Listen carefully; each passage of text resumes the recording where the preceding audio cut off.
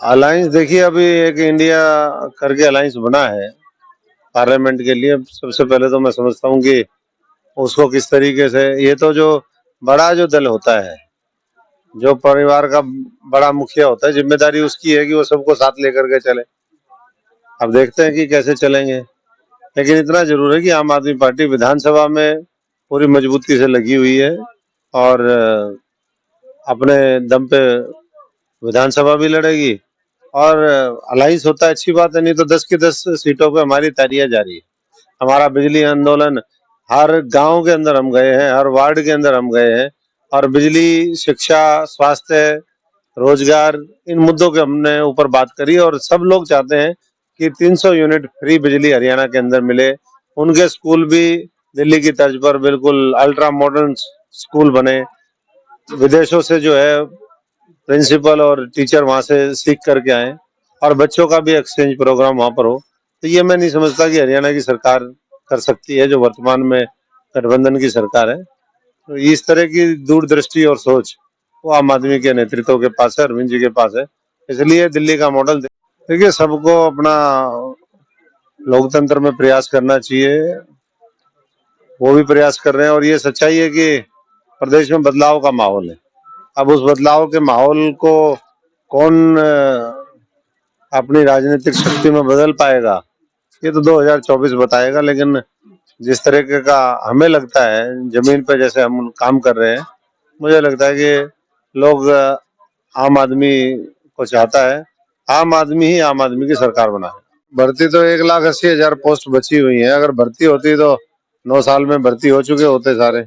हर जगह contract basis पे भरने में लगे हैं। सीईटी के अभी विद्यार्थियों का, जो यंग हमारे साथी हैं, हमारी भाई बहनें हैं, उनका आप देख रहे हो कि या तो सवाल रिपीट होते हैं, या एग्जाम कैंसिल हो जाते हैं, या एग्जाम लीक हो जाते हैं।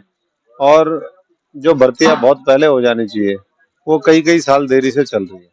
तो अब तो जनता का मैं समझता हूँ कि विश्वास उठ चुका है और अब तो वो यही सोचेंगे कि नई सरकार आए, वो अच्छे से भर्ती करे। जब इतने साल इंतजार किया, तो आम आदमी पार्टी हरियाणा के अंदर लोगों की लड़ाई लड़ते हुए नए साधारण परिवार के लोगों को नेतृत्व प्रदान करेगी विधानसभाओं में, लोकसभा में। क्योंकि जो वर्तमान नेतृत्व है वो तो ना संसद में आवाज उठाता है, ना वो विधानसभा में आवाज उठाता है। अभी सत्र शुरू होने वाला है।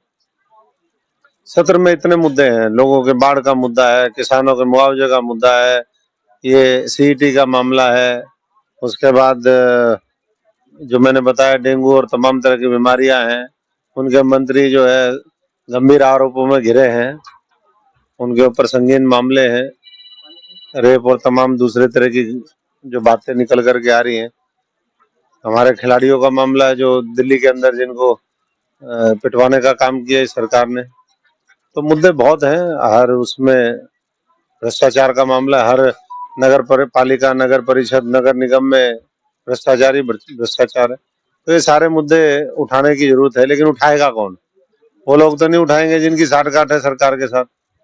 नूह का जलना वो किसने करवाया? दोनों लोगों ने मिलकर करवाया। अभी आपने एक डिस्ट्रिक्ट के अंदर 10 करोड़ के आरटीआई के मामले की बात की, क्या लगता है उसमें गोलमाल है या? घालमेल है, गोलमाल है, भ्रष्टाचार है, तभी हमने आरटीआई लगाई है। 10 करोड़ की उन सड़कों में 3 सड़कें ऐसी हैं जो पहले से ही बनी हुई है। तो अब देखते हैं क्या होगा। पीछे और भी मामले हमने उजागर किए थे, उसमें जांच बिठाई, उसके बाद सबकी क्लीन चिट दे दी, सबको पैसा वापस दे दिया। उनका रोकना तो चाहिए था, पैसा ब्लैक लिस्ट करनी चाहिए थी कॉन्ट्रैक्टर जो कंपनियां हैं, लेकिन उन्हीं को पैसा रिलीज हो गया। तो ये इस बात को दर्शाता है कि ये जो भ्रष्टाचार है और भ्रष्टाचारी है, उन्हीं का बोलबाला है। अपराध और अपराधियों का बोलबाला है। इसीलिए हर क्षेत्र में आज प्रदेश जो है आगे की जाने के बजाय वो पीछे जाता था। आज कुछ नई ज्वाइनिंग थी। एक मॉडल टाउन करेड़ा में बिजली आंदोलन भी था और साथ साथ दुख सुख में सबके शरीक होने के लिए आए हैं। डेंगू की बीमारी या जो पानी आधारित बीमारियां होती हैं, वो लगातार फैलाव पे हैं। सरकार को उचित कदम उठाने चाहिए, फॉगिंग करनी चाहिए। दूसरा, जिस तरीके से भी और राहत दे सकते हैं लोगों को, वो देने का काम करना चाहिए, जिसमें सरकार पूरी तरीके से असफल रही है। अस्पताल भी ऐसे ही है, ना अस्पतालों में डॉक्टर है और मरीज जो है वो लाचार है। इस तरह से आप फॉगिंग की उसकी बात करें और डेंगू की, प्रशासन बोलता है कि हमने यहाँ फॉगिंग भी कराई और दवाई भी दे रहे हैं गांव-गांव जाकर, लेकिन धरातल पे कहीं भी कुछ ऐसा नहीं है। क्या लगता है आपको कि सिर्फ कागजों में घूमती है बातें या सिर्फ बातों से होती बिल्कुल कागजों में ही है, हवा हवाई बातें हैं, हवा हवाई दावे हैं। अभी आयुष्मान कार्ड की बात करते थे कि आयुष्मान के माध्यम से हम लोगों के इलाज करवाएंगे, अब कह रहे हैं 1500 रुपए दो। तो सरकार जो है वो जमीनी सच्चाई से बहुत दूर है, और इसीलिए मैं समझता हूँ कि प्रदेश लगातार पिछड़ता जा रहा है, और इसीलिए बदलाव की आवश्यकता है।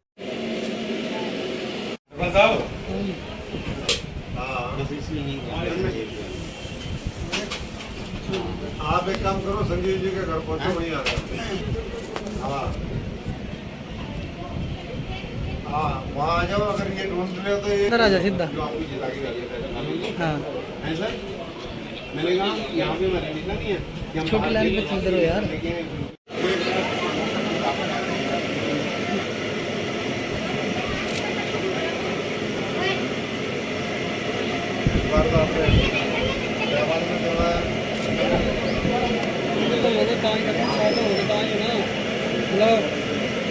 बुलाओ बुलाओ।